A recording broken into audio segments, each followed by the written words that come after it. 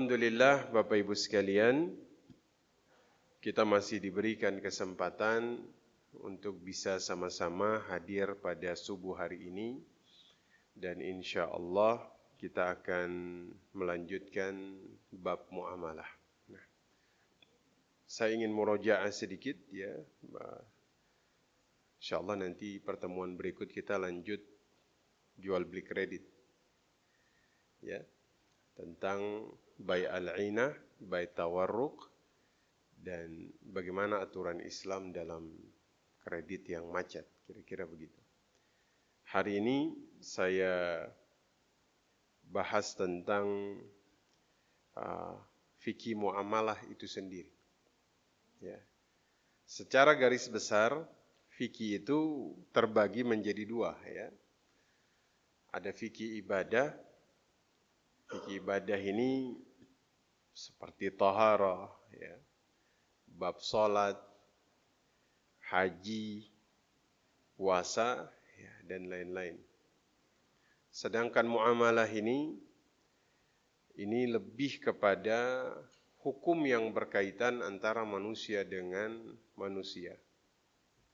Seperti halnya ahkam iqtisadiyah, ya, bagaimana hukum tentang ekonomi itu sendiri, ya. Kemudian tentang hudud, ya, ahkam dauliyah, munakahat, ya, dan lain-lain. Nah, termasuk bab muamalah ini lebih khusus, itu membahas hal yang berkaitan tentang harta. Seperti yang tadi sudah disampaikan di awal, ya, bahwasanya memang muamalah ini cakupannya itu termasuk di antaranya adalah membahas tentang bab harta.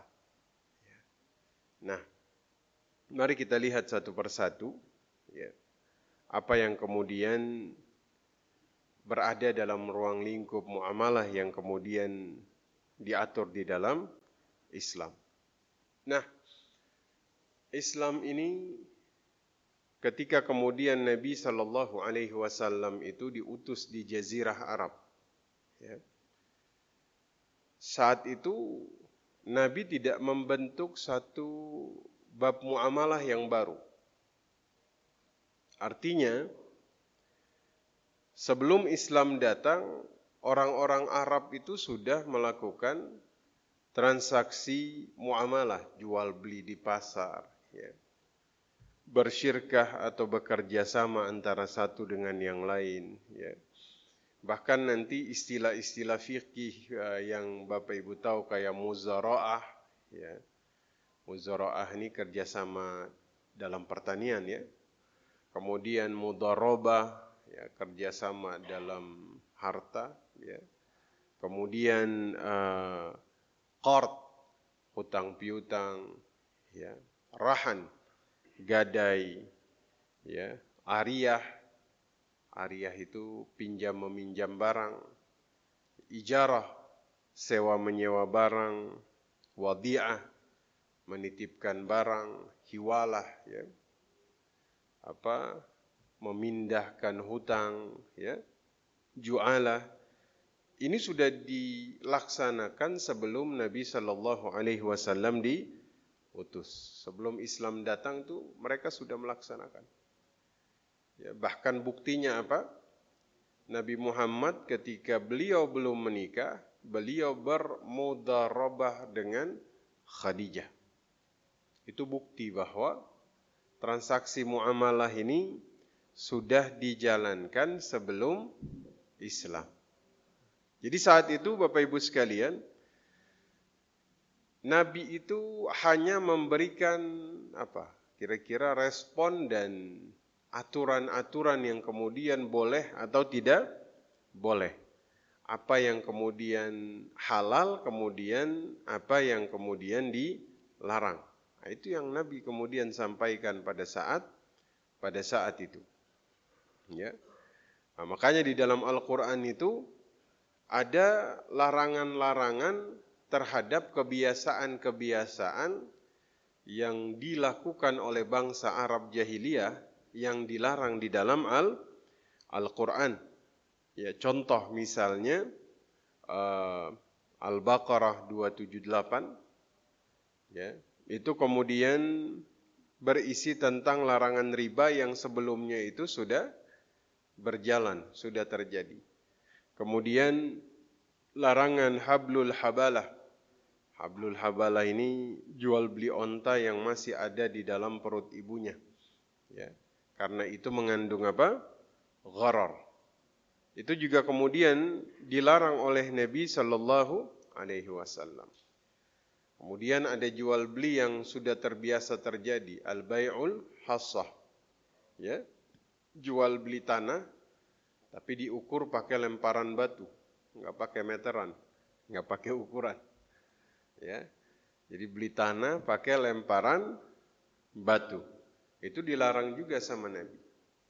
Untuk bayangkan kalau yang beli tanah atlet apa, lempar lembing ya, habis sudah itu, sampai ke dia beli tanahnya Pak Fauzan, ya, itu bisa lewat sampai ke tanah orang lain dapat.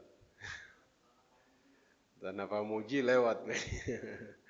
Makanya itu kemudian dilarang oleh Nabi. Jadi muamalah yang dilakukan oleh bangsa Arab itu sudah dilakukan. Nah, Nabi saat itu hanya memberikan aturan boleh atau tidak boleh, halal atau haram. Ya, nah, seperti itu.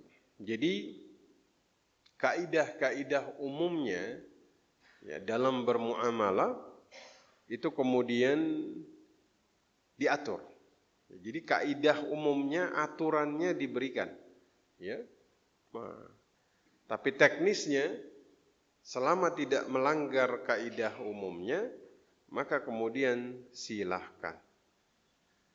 Artinya Islam memberikan kebebasan kepada manusia, kepada kita untuk berinovasi. Silahkan kalian bertransaksi asalkan kalian tidak melanggar kaidah-kaidah umum yang sudah ditentukan. Itu yang kemudian diatur pada saat itu. Ya, agar kita tidak melanggar. Ya, jadi tidak masuk ke tataran teknis tapi kepada kaidah umum. Ya, teknisnya silahkan. Yang penting tidak apa? Tidak melanggar. Ya. Kalau kata kita yang penting nggak offside Bapak Ibu sekalian. Ya. Oke, kalian mau jual beli silahkan. Ya. Bahkan mau jual belinya seperti apa silahkan. Yang penting kaidah umumnya seperti dilarang riba, harus ridha sama ridha, tidak ada gharar di dalamnya. Itu dipenuhi. Ya. Kalau itu dipenuhi maka silahkan. Nah, maka muamalah yang diajarkan dalam syariat Islam yang kemudian kita praktekkan dalam kehidupan sehari-hari ini punya potensi pahala yang sangat luar biasa jika kita itu melaksanakannya sesuai dengan aturan yang sudah diatur. Ya, potensinya apa? Kita dapat pahala dari sisi Allah Subhanahu wa Ta'ala. Apalagi kaidah umumnya kita pelajari, maka pahalanya tuh bisa 2 kalau kata Imam Al-Ghazali.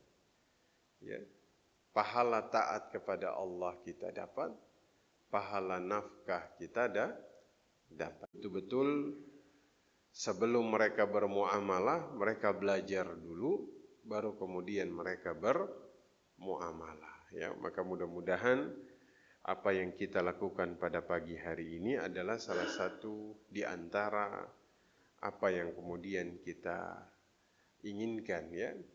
Kita muamalah, kita belajar, dapat ilmunya double. Ya, ketika kita kemudian melaksanakan transaksi. Nah, kemudian muamalah yang diajarkan oleh Nabi Sallallahu Alaihi Wasallam itu didasari oleh muamalah yang kemudian berlandaskan akidah. Berlandaskan akidah. Ya. Artinya ini memang fondasi kita. Ini memang sesuatu yang asasi dalam hidup kita.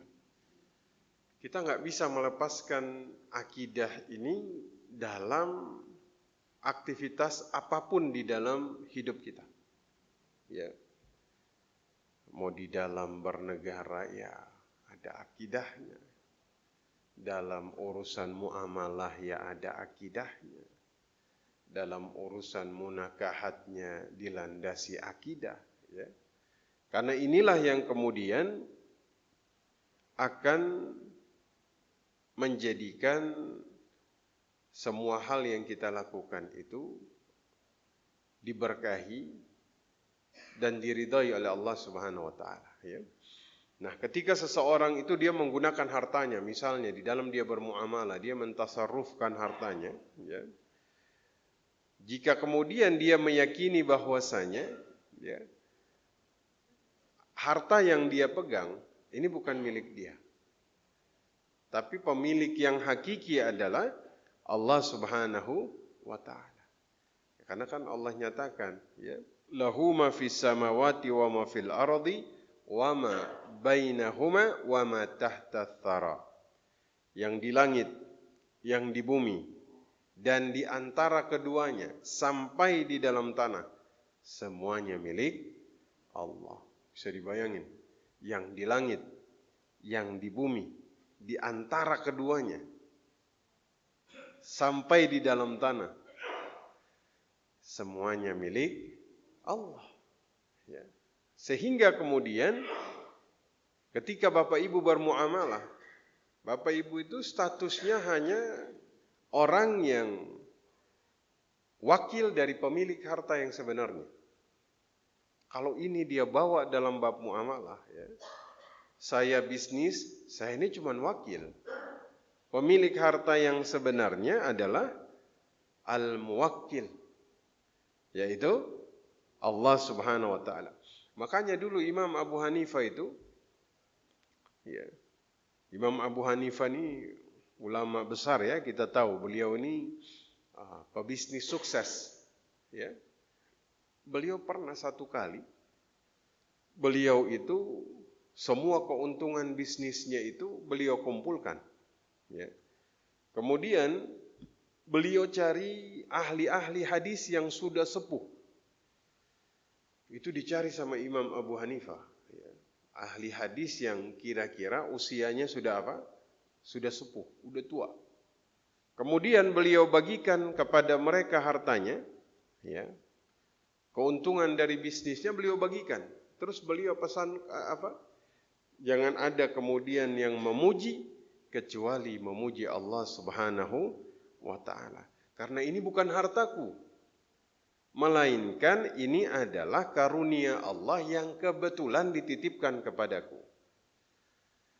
Makanya muamalahnya itu sukses, ya, karena bermuamalah dengan akidah bahwasanya yang di langit milik Allah, yang di bumi milik Allah, di antara keduanya milik Allah, sampai yang di dalam tanah milik Allah, ya. Ini kalau kemudian dibawa, maka ya orang bersyirka berbisnis itu dia memposisikan dirinya dengan baik. Bagaimana mungkin saya menipu saudara saya sendiri, sementara saya ini adalah orang yang diberikan amanah oleh Allah untuk memanfaatkan harta, ya. Sehingga kemudian semuanya akan saya lakukan sesuai dengan aturan. Yang kedua, bukan hanya akidah, tapi kemudian berasaskan akhlak. Nah, ini penting sekali. Ini penting sekali. Kemarin itu ada satu kasus, ya, terjadi penipuan dalam jumlah yang cukup besar, ya, yang dilakukan oleh seseorang yang mereka tidak kemudian menyangka bahwa penipuan ini akan dilakukan oleh si fulan ini. Ya, kenapa?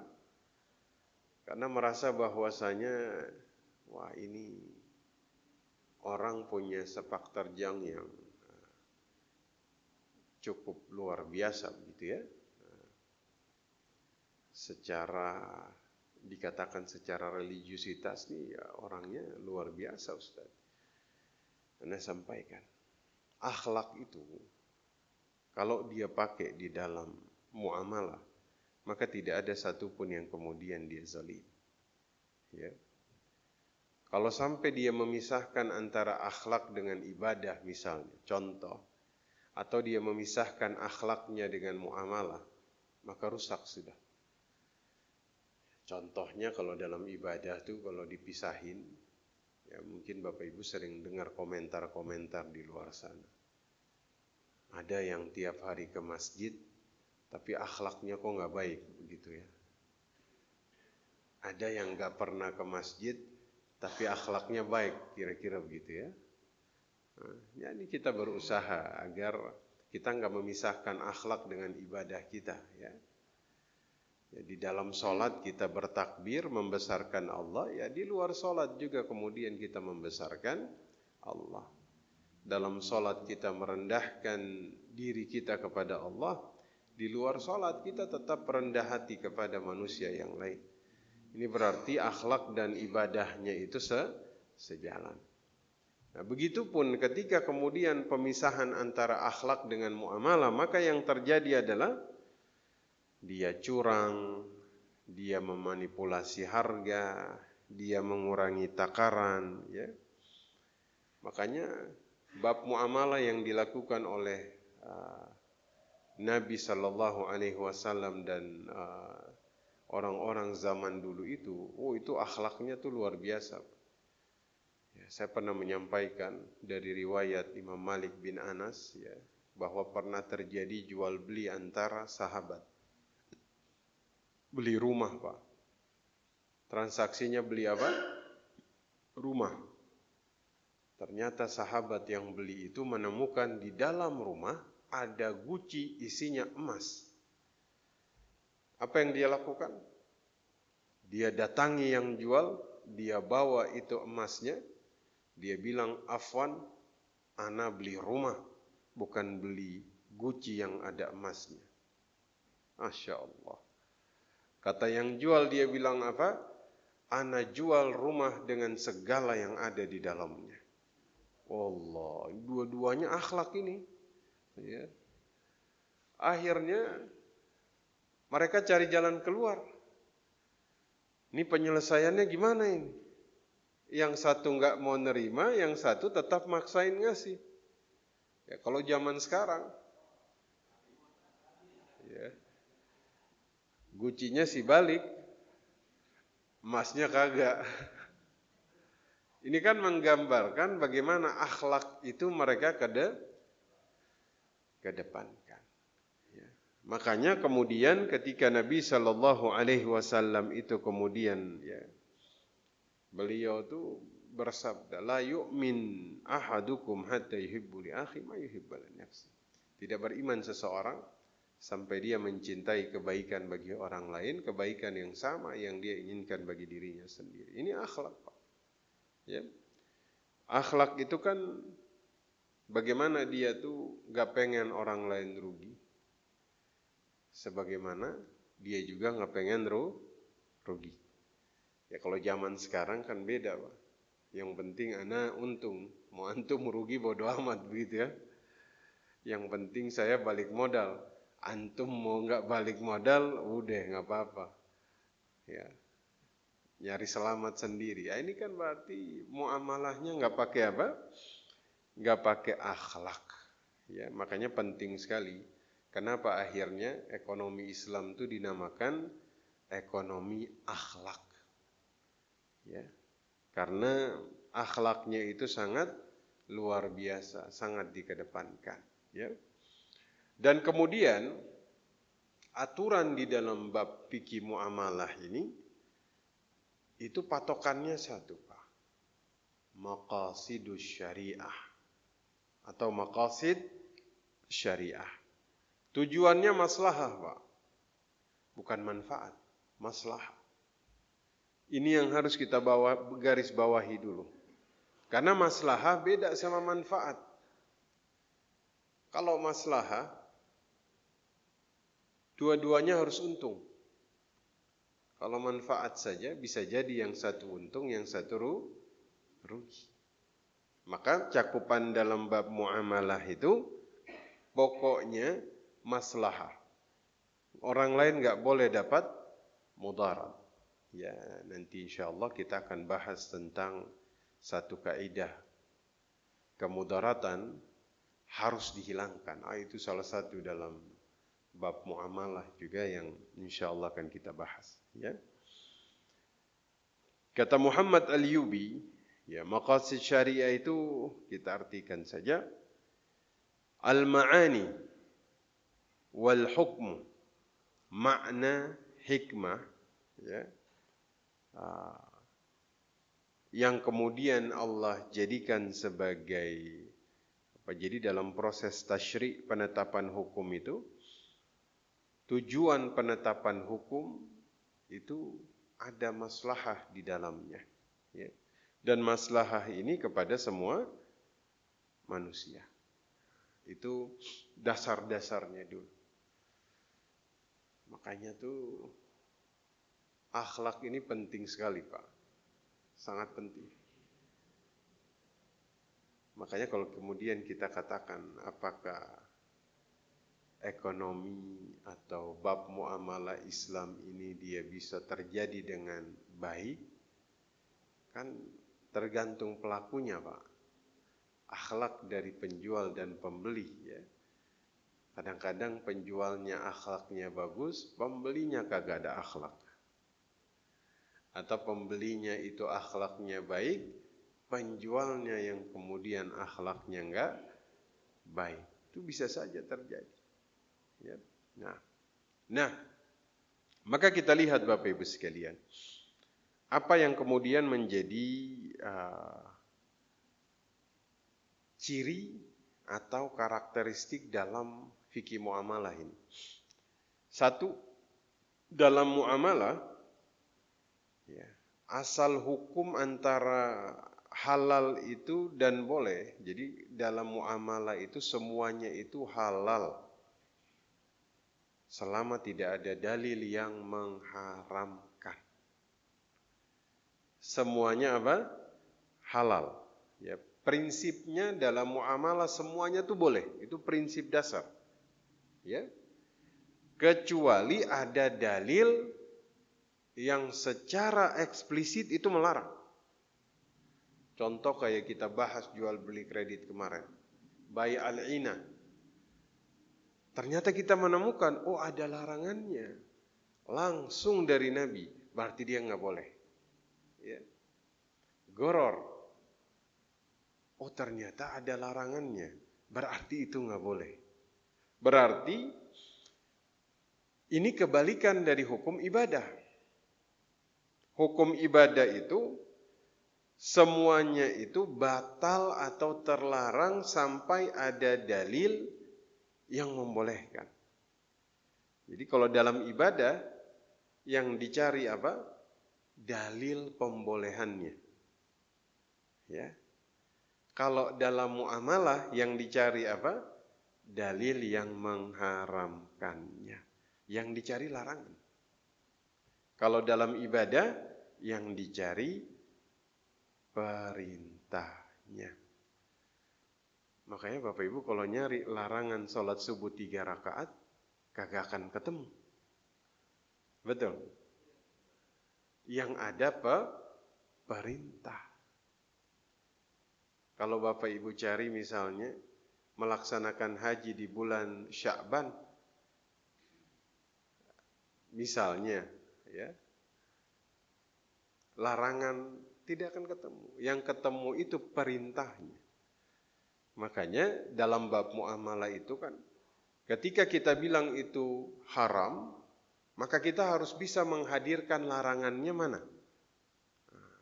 Kalau dalam ibadah, menghadirkan perintahnya. Makanya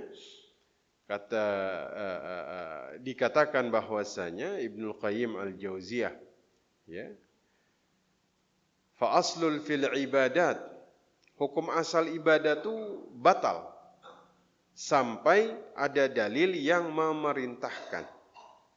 Sementara hukum asal dalam muamalah itu sah sampai ada dalil yang menunjukkan itu haram. Makanya zaman dulu itu di dalam melaksanakan sesuatu mereka cari dulu ini ada larangannya atau tidak. Kalau sampai tidak ada larangan, bismillah berarti kita laksanakan. Kira-kira begitu. Kalau zaman sekarang kebalikan. Mau ada larangannya bodoh amat. Yang penting apa? Untung. Ya. Saya kemarin tuh baru tadi malam sempat ditanya, Ustaz. Cuman saya belum tahu juga tuh, belum sempat nyari tahu. Ada koin yang sampai dicari-cari di mana-mana, itu namanya koin jagat. Cuman saya belum tahu tuh bentuknya gimana, soalnya baru tadi malam. Ustaz, ana nonton di TV tadi ada koin namanya koin jagat. Yang katanya tuh dicari di mana-mana itu. Saya belum paham itu kayak mana itu koin itu. Ya. Nah, qul ara'aytum ma anzalallahu lakum min rizqi faja'altum minhu haraman wa halalan. Terangkan kepadaku tentang rezeki yang Allah turunkan kepadamu, lalu kamu jadikan sebagiannya haram dan sebagiannya halal. Nah, itu. Ada yang halal, ada yang haram. Allah jadikan. Cuma pertanyaannya, Pak. Allah itu banyak menyebutkan, maksudnya sebagian besar yang disebutkan dalam Quran itu yang haram. Kenapa yang haram yang disebutkan? Yang halal tidak terlalu disebutkan. Karena yang halal banyak. Yang haram itu sedikit. Makanya disebutkan yang haram-haram ini di dalam Al-Quran. Nah, maka Nabi SAW mengatakan as-sulhu jaizun bainal muslimin. Ya. Berdamai dengan sesama muslim itu diperbolehkan. Ya. Illa kecuali sulhan harrama halalan. Perdamaian yang menghalalkan sesuatu yang haram. Wal muslimun ala syurutihim. Dan orang-orang muslim itu terikat dengan syarat-syarat mereka. Illa syaratan harrama halalan. Kecuali syarat yang mengharamkan yang halal. Au ahalla haraman. Atau menghalalkan yang haram. Begitu. Kebalik. Syarat yang mengharamkan yang halal. Atau menghalalkan yang haram. Makanya kita ini hati-hati juga. Sesuatu yang halal kita bilang haram, dosa itu. Sebagaimana kita menghalalkan yang haram. Makanya dalam bab muamalah itu betul-betul hati-hati banget. Karena kalau sesuatu ternyata itu boleh kemudian kita haramkan itu, dosa kita. Ya. Makanya dalam bab muamalah ini cari benar-benar larangannya sampai ketemu. Ya. Kalau ketemu sudah tinggal. Ya, karena itu adalah asas di dalam bab muamalah. Ya. Nah, maka Bapak Ibu sekalian yang dimuliakan Allah Subhanahu Wa Taala, ya memang kalau kita melihat ya, mereka tuh bawa akhlak yang sangat luar biasa di dalam jual beli. Ya, sampai-sampai itu yang terlihat begitu kental dalam jual belinya mereka ini, itu justru akhlak mereka tuh kental sekali. Ya. Bagaimana mereka nggak mau menipu, akhirnya kan ya Islam tuh kan zaman-zaman dulu itu sampai di Eropa, sampai di Afrika, sampai ke seluruh penjuru dunia ya, termasuk bab jual beli atau bab muamalah lah yang kemudian uh, pada saat itu mereka tonjolkan. Kira-kira begitu. Ya. Sama kayak sederhananya Bapak Ibu tuh kalau dagang, jual beli, akhlak dikedepankan, siapapun yang bertransaksi dengan Bapak Ibu, itu seumur hidup dia nggak akan melupakan Bapak Ibu. Tanpa harus marketing, bikin iklan, enggak. Cukup akhlak yang ditaruh di depan, maka akhlak ini akan berbicara kepada khalayak ramai tanpa Bapak Ibu harus kemudian mempromosikan itu produk. Betul? Kadang kan ada satu toko yang rame bener. Rame. Padahal dia tuh bukan yang apa? Misalnya ya, bukan yang apa mempromosinya. Tapi ternyata cuman akhlak yang dia pakai di situ. Beli di sini, barangnya tuh bagus, ya. Orangnya jujur, ya. Ya, bisa jadi ada orang lain yang kemudian dapat wasilah karena muamalah Bapak Ibu yang jujur dan akhlak yang dikedepankan. Bisa jadi ada orang yang takjub kemudian dia masuk Islam. Ya. Kan zaman dulu tuh banyak banget Bapak Ibu orang tuh yang menemukan kebenaran di dalam Islam lewat akhlak dari muslimnya. Ya. Yahudi yang pernah bersengketa dengan Ali bin Abi Thalib. Yahudi Pak. Ya, yang begitu luar biasa.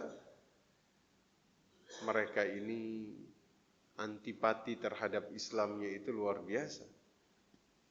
Dia lihat akhlak dari hakim, masuk Islam. Gara-gara memutuskan perkara antara Yahudi ini dengan Ali bin Abi Thalib. Itu gara-gara baju zirah, baju besi. Yahudi ini bingung, wih, ini saya kalah udah ini. Hakimnya dia yang ngangkat. Kan Ali waktu itu khalifah. Baju zirahnya hilang, Pak. Tiba-tiba lewat di pasar, ada di tokonya Yahudi ini, kata Ali, wah ini punya anak ini.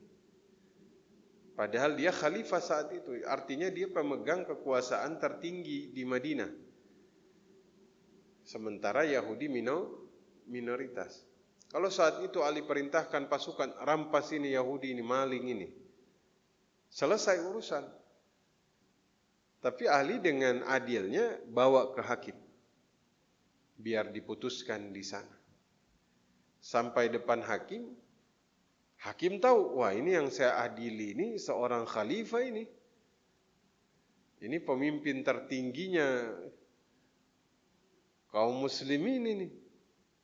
Ini Yahudi udah putus asa. Karena nih Yahudi dia tahu, ini memang curian ini punya Ali ini dia tahu. Selesai udah. Tapi kan ada syarat yang harus dipenuhi.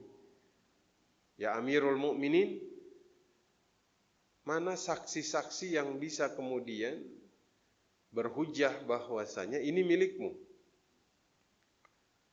Ya Ali kan saksinya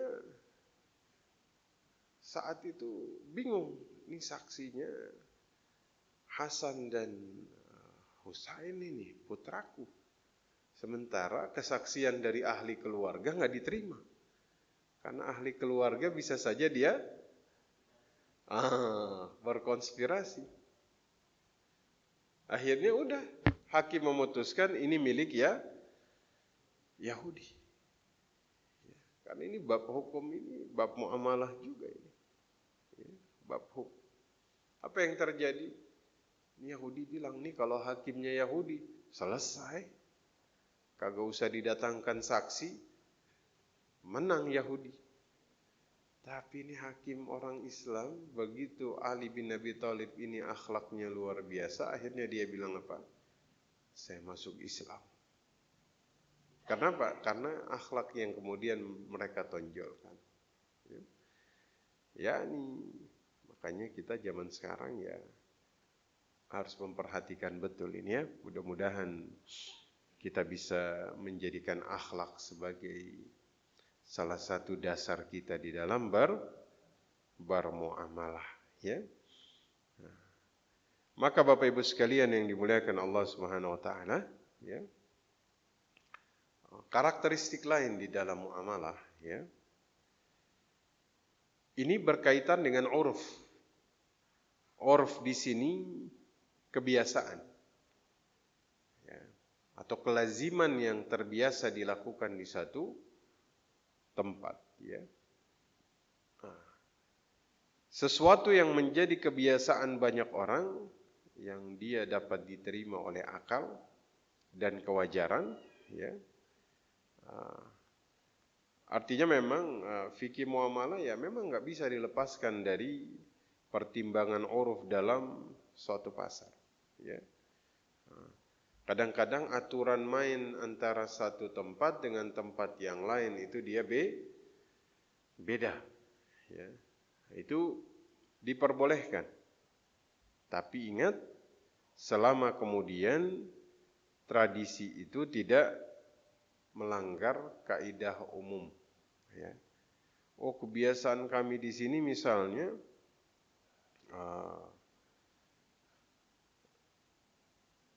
kami misalnya kalau selama dia tuh tidak melanggar kaidah hukum yang berat, ya. Kayak contoh begini, kayak misalnya bitiah semangka, ya. Semangka tuh kalau di Mesir itu dia itu beli semangka itu boleh dilihat dulu, dia boleh dibelah, sehingga Bapak Ibu boleh lihat, boleh nyobain, ya. Kalau dalam tradisi mereka memang jual beli semangka yang tidak dibelah terlebih dahulu itu mereka anggap sebagai goror karena nggak tahu dalamnya busuk atau tidak, ya. Nah, tapi kemudian ya kalau orang Mesir beli semangka di Indonesia kaget, ya, karena uruf kebiasaan kita ya boleh belah semangka kecuali sudah dibeli, begitu ya. Indonesia kadung belah beli, ya. Berarti uruf di Mesir sama di Cipondo beda, begitu ya. Nah, tapi selama kemudian karena ya misalnya di sini kita sudah bisa menerka dari awal, oh ini bagus nih, ini jelek nih. Selama uruf-uruf seperti ini tuh tidak, dia masih ringan, masih boleh lah, masih boleh, ya. Tapi kita durian boleh dibelah juga ya,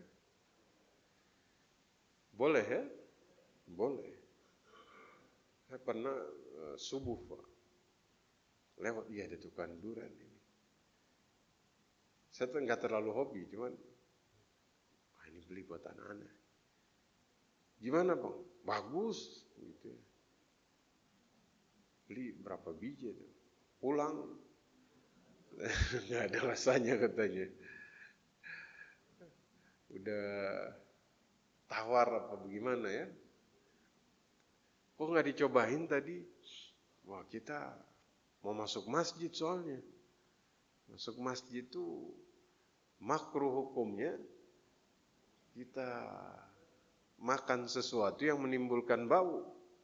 Jadi kalau saya aminnya kencang, Bang Jali di sebelah, waduh, wah Ustaz habis makan durian ini katanya. Ya. Karena malaikat itu kan mereka hadir nih di sini, ya. Sebelum orang datang tuh malaikat udah nancepin bendera, udah nungguin di sini. Ya, makanya kalau mulut kita tuh baunya bau duren, bau bawang, ya, bau jengkol, malaikat itu tersakiti dengan bau-bau tersebut. Makanya Nabi itu nggak makan bawang waktu sampai di Madinah itu, ya, beliau nggak makan karena beliau berbincang dengan malaikat. Sehingga kalau bau mulutnya itu terlalu tajam itu menyakiti ya, malaikat. Ya. Jadi dia berkaitan dengan urf. Ya. Artinya selama kemudian urfnya ini tidak terlalu melanggar, ya, itu diperbolehkan. Ya. Selama itu kemudian masih ringan. Ya, seperti itu. Nah, Bapak Ibu sekalian, oleh sebab itu maka ya karena memang muamalah ini termasuk bab yang paling banyak kita habiskan dalam hidup, paling banyak. Ya, makanya nanti beda antara bab ibadah dengan muamalah. Kalau ibadah ini kan dalilnya tuh jelas ya. Nanti kalau dalam muamalah itu karena dia dinamis, dia terus berkembang, dia terus berubah, maka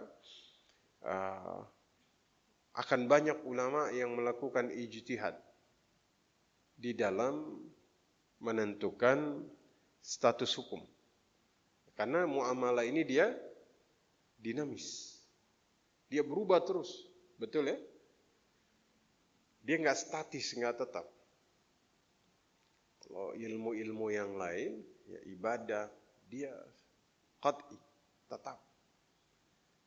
Sama kayak contoh misalnya, ilmu matematik.